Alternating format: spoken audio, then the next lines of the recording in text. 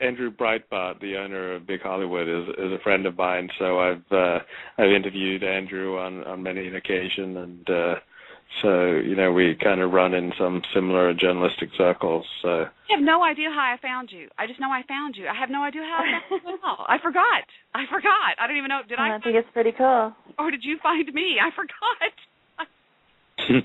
I was doing something, and I don't know anyway, but it's sort of a Hollywood brat pack of sorts that just writes articles about celebrities. Is that right? Is that good? Well, the Andrew Breitbart website, Big Hollywood, is part of his collection of kind of center-right to right-wing critiques of the establishment. So Big Hollywood, Big Government, Big Journalism are all different websites that Andrew operates. Now, I have not written for any of those sites, but I'm friends with many people who do, and friends with Andrew, and served on a panel with Andrew discussing journalism and blogging. So I've been blogging since 1997. Nice. Wow. Nice. You said you did radio. Where did you do radio at? At K-High Cahill Radio in Sacramento. So I reported the news. I covered the San Francisco 49er football team. I covered the Sacramento Kings. I covered some state politics as well. I interviewed Alan Cranston and a lot of other politicians. So I worked in radio for about 3 years after high school. Okay, now I also noticed that you had some interesting interviews that yourself have done for, am I right in saying that, was it 60 Minutes? 60 Minutes. I was interviewed on Entertainment Tonight and ABC News, and I've been interviewed in almost every major media in the world. I'm honored. Well, you haven't been interviewed on the Debi Daily show, so they all pale in comparison to tonight, right? This will go on your resume that you were actually interviewed on the Debi Daily show. No, it's so fun to have you here. I was almost going to recommend opening up the lines for questions, but now you'll have to understand one thing. Debbie, don't do it. I'm sort of in a situation that at the present time that I don't know. You never know what you're going to get. It's sort of a box of chocolates here at the present. So I'm not sure if we even want to go down that road, but there are a million people on the board with those little hands up that's like, me. I want to crack at him. I want to ask him a question. So it can be rather dangerous. I don't know if you're comfortable doing that, but I'm not, but whatever. Whatever you want is fine by me. Did you want to talk any at all about your opinions or anything you have to do with the shall we say, porn industry? Well, I wrote on the porn industry for many years, in particular organized crime in the porn industry. So it's kind of like the wild, wild west. And it was a lot of adventures and a lot of death threats and some physical assaults and some wild times. But I've interviewed virtually every porn star, every big person in the industry, whether behind the scenes or in front of the camera. So okay, that was really my impressed now. Oh yeah. Now you say that. Shut up. You say that you are an Australian actor. Have you acted yourself? What have you acted in, if you don't mind me asking? No. There is an Australian actor with my name. Luke Ford is also the name of an Australian actor. So, okay. Wow. A lot of people mistake you for that at first. Yeah. Okay. Yeah. Let's move on. Okay. Now, what, if you don't mind me, I'm just going to come out and ask you a little bit about the porn industry. What was it that pissed you off? What was it? What was it that got you, damn it, interested in this? Did you watch porn a lot? What was it that sparked your interest in the porn industry, if you don't mind me asking?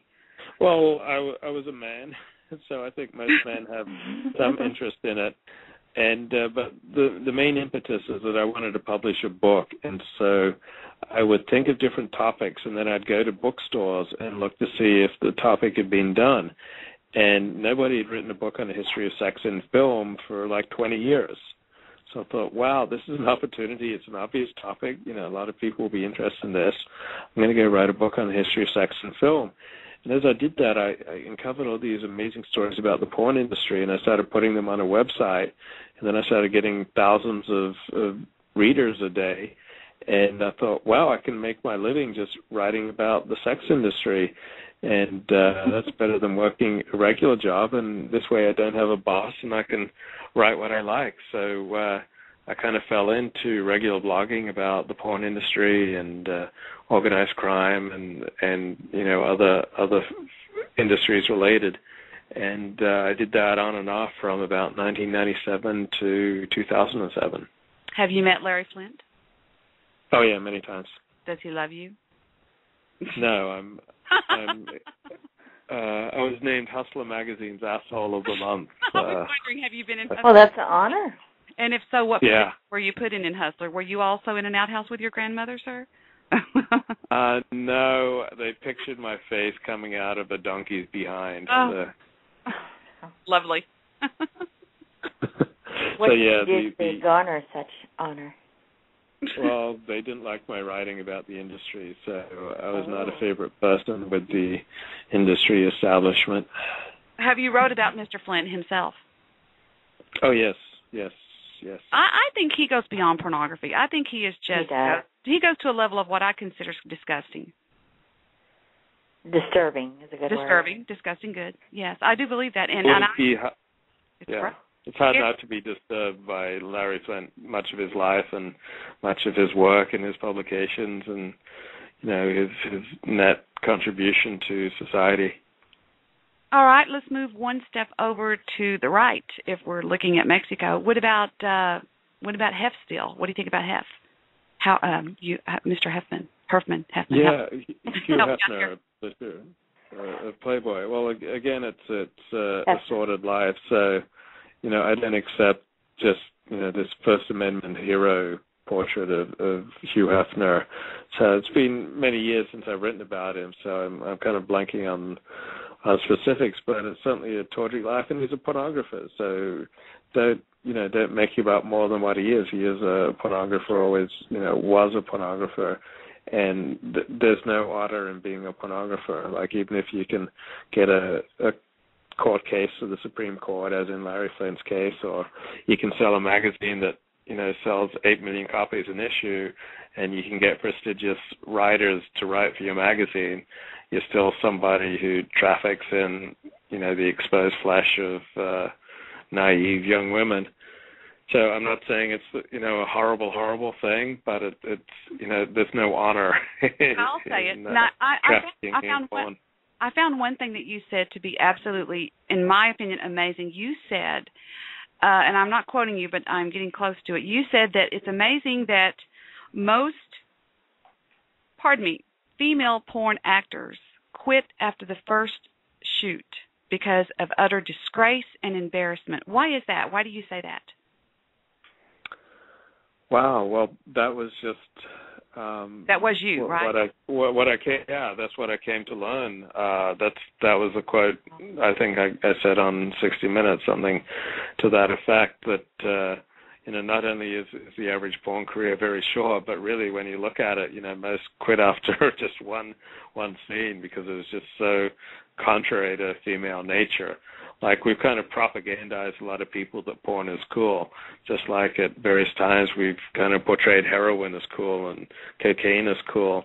But, you know, when you actually do it, then, you know, if you have any modesty in you, or, you know, if you have any ties to anybody, if you have any friends or family or connections, you're going to go, whoa, I don't want to destroy my family and destroy, you know, all my ties to decent people. Exactly. I used to do cocaine. I had a problem with it. And I used to tell people there is nothing to say about cocaine that isn't the first line. After that, it's horrible. I mean, it's amazing. But I don't know if anybody on the phone with me here, on the show with me, has ever experienced cocaine. But I got to the point to where after the first line, it was a disaster. And I agree with what you say about drugs You know, they can be glamorized and looked at to where they're going to help you and do this and that.